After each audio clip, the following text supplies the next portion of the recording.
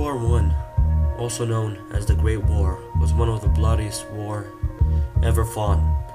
It was called the Great War because of its battles, and because many thought it won't happen again. Little did they know what was going on. Of course, the way World War I ended was an armistice between the nations that fought in the war, but there was only 3 countries that had the biggest say. They are France, Britain, America. The 3 big men represented each country: Lloyd George of Britain, Woodrow Wilson of America, and Georges Clemenceau of France. The Treaty of Versailles was one of the peace treaties at the end of World War I. It ended the state of war between Germany and the Allied powers. It was signed on the 28th of June 1919, exactly 5 years after the assassination of Archduke Franz Ferdinand, which sparked the whole war of World War I. It basically ended the war between Germany and the Allied powers, and the other Central Powers on the German side of World War I were dealt with in separate treaties. Although the armistice signed on 11th November 1918 ended the actual fighting, it took 6 months of negotiation at the Paris Peace Conference to conclude the peace treaty. The treaty was registered by the Secretariat of the League of Nations on 21 October 1919, and it was printed in the League of Nations Treaty Series. The Allies, France, England, and the United States defeated Germany in the First World War. Germany's territory was severely cut, losing 14% of its positions and 10% of its inhabitants. It returned the regions of Alsace-Lorraine, French, to France, a region both countries had fought over for a long time. All its colonies and part of its European territory. The Allies occupied part of Germany. This led to redistribution of land in Europe, which then formed Czechoslovakia and Poland. The reparations: that Germany was considered solely responsible for the war, and thus had to pay for all the reparations of the damage suffered by France and Belgium, where the war mainly took place. So it mainly took place in France and Belgium, and the League of Nations, in order to ensure a long-lasting peace and impede any future conflict. The Treaty of Versailles created a new international assembly, the League of Nations, and President Wilson's 14-point speech was put in preamble.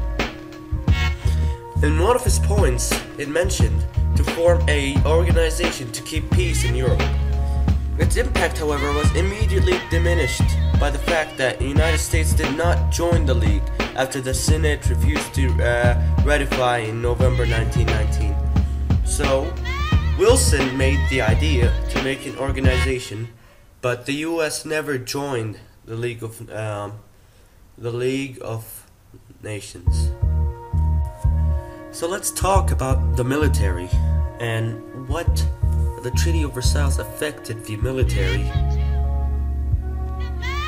Apparently, the Treaty of Versailles only allowed Germany's army to 100,000 men. They could not exceed that limit because the Allies were afraid of them taking revenge on what the Allies have done to them. So that was clearly, you can clearly understand why they did that. And the army could have no tanks or heavy artillery, and that also proves the point, because you don't want somebody who's fallen to come back, because you want peace, long-lasting peace, and that's what President Wilson said. The Air Force was disbanded, and they were not allowed to create any more any air forces. And the German Navy was limited to just 15,000 soldiers. The Navy was only about 15,000 soldiers. And the Navy could only have 6 battleships and no submarines, and that was due for the Pacific War, because Germany just kept killing everybody with the battleships and everything, and that was it for the military. And every point we could clearly understand, because again, you don't want Germany to take revenge soon, just after they signed in. And President Wilson knew that something was gonna happen, because if you take it too harsh on them, they're gonna come back and they're just gonna take revenge on you. And that's what happened in World War II. So I want you to think, is it really fair for the Germans? I know, we all know how the Germans invaded and destroyed a lot of countries in World War I, but is it really worth it to risk? I mean, it is. I mean, you could take revenge on Germany, but not make them pay 55 billion pounds. Don't do that. No. I mean, you can punish them. You can return all the land they took. That is, of course, you're gonna do. And it's just not fair. And that's my opinion. Your opinion matters, so I just want you to think about it for a moment.